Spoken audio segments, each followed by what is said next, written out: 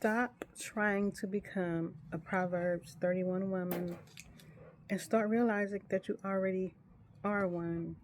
For years, I've been told that this chapter is a crushing to do list, but the original Hebrew reveals a secret. It's actually a manual for a warrior. At 55, I finally stripped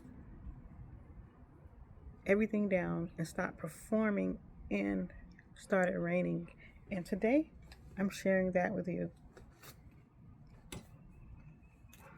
Most of you have heard, like I said, that the Proverbs 31 woman, the whole chapter is a to-do list of the perfect woman, a flawless woman.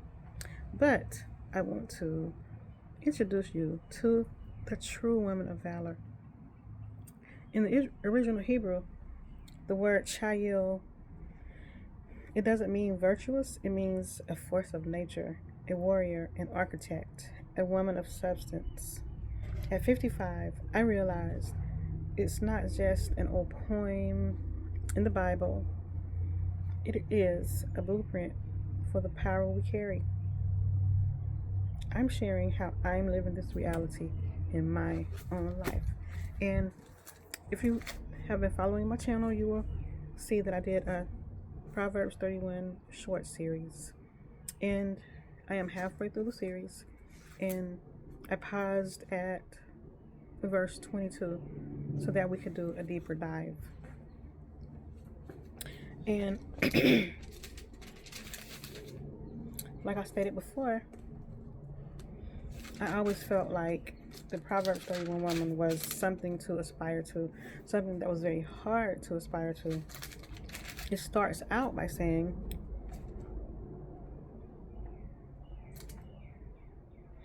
a wife of noble character, who can find? She is worth far more than rubies.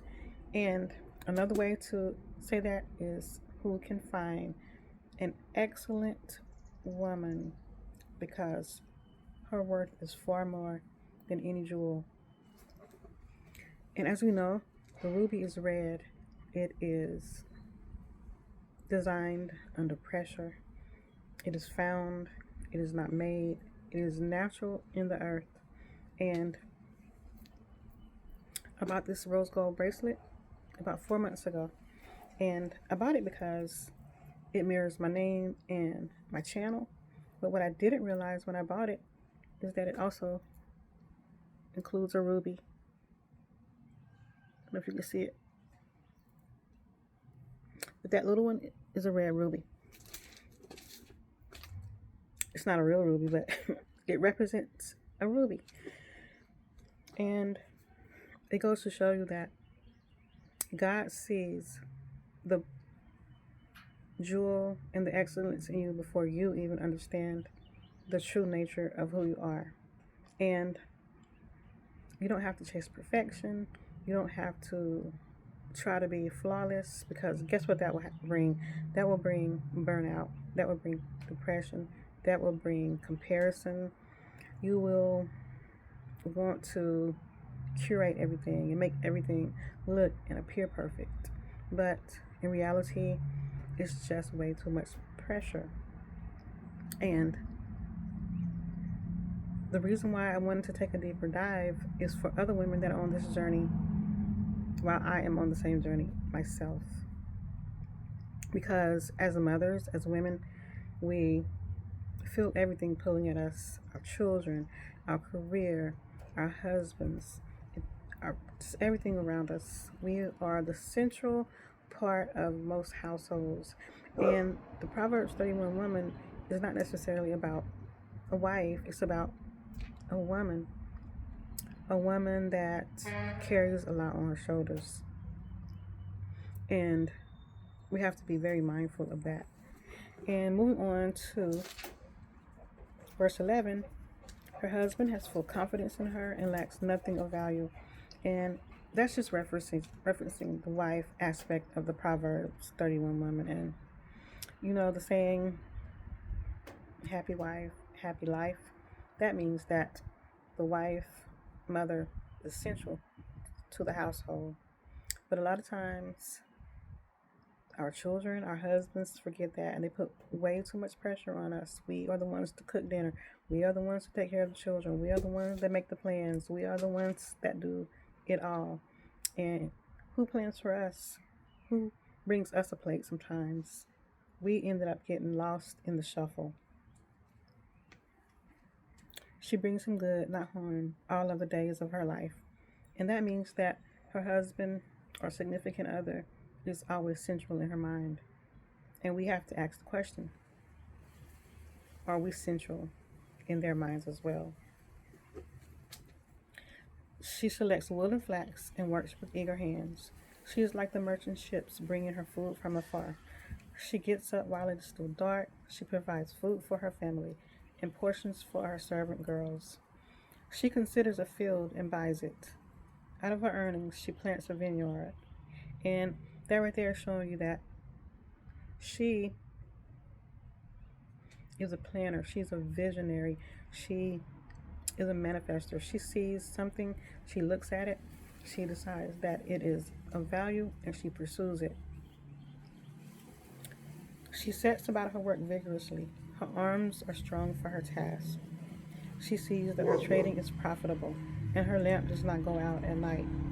In her hand, she holds the distaff and grasps the spindle with her fingers. She opens her arms to the poor and extends her hands to the needy. When it snows, she has no fear for her household, for all of them are clothed in scarlet. She makes coverings for her bed. I stopped at 22 because that is where I've stopped in the series. But it's showing you right there that there's a reason why she was called excellent and priceless and way more valuable than any jewel. That includes diamonds, that includes rubies, pearls. She is the epitome of beauty. And a lot of times, us as women, we forget that. We let other people's opinions crowd out the God in us because we have a lifetime of... My dog is running around. Hold on just a moment. Pause it. It's such a beautiful day out, and I am out here enjoying time on my patio. I came out here this morning and had my coffee. Now I'm back with my journals and my water. We have to drink water. That is important for us Proverbs 31 women. But just know that you are enough. You are everything God designed you to be.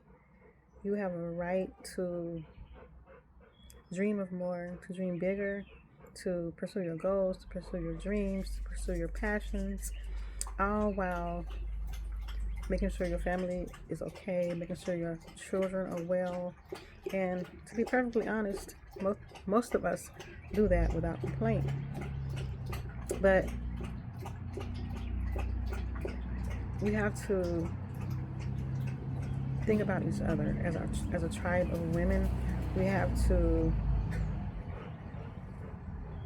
understand each other because no one understands a woman like another woman, right?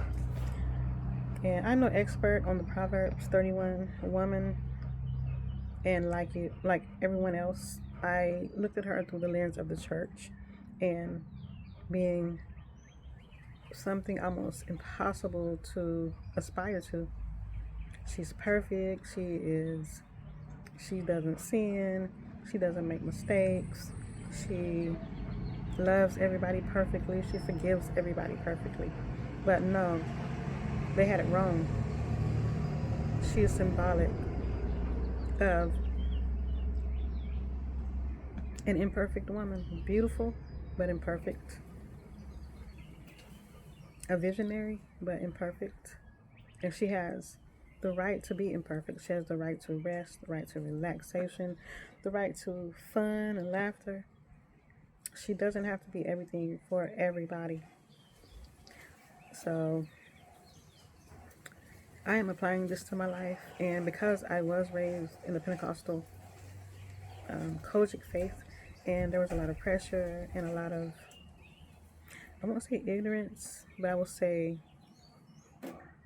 they introduced us to a God that was inflexible, a God that was judging us.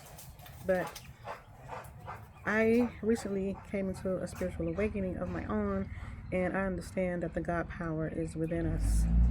God is here, He's with us. We don't have to get desperate and beg and plead for anything, because we are made in the image of God.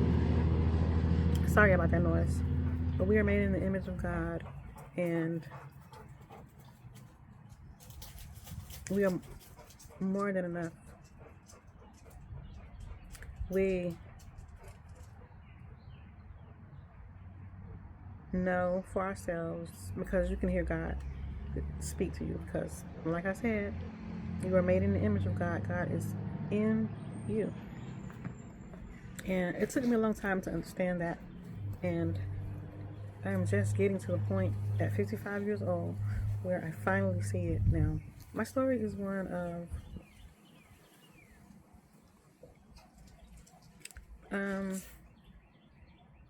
an extraordinary amount of church hurt.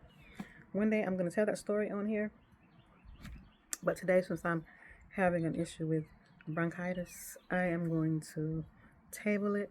And I thank y'all so much for the ones that have subscribed to my channel.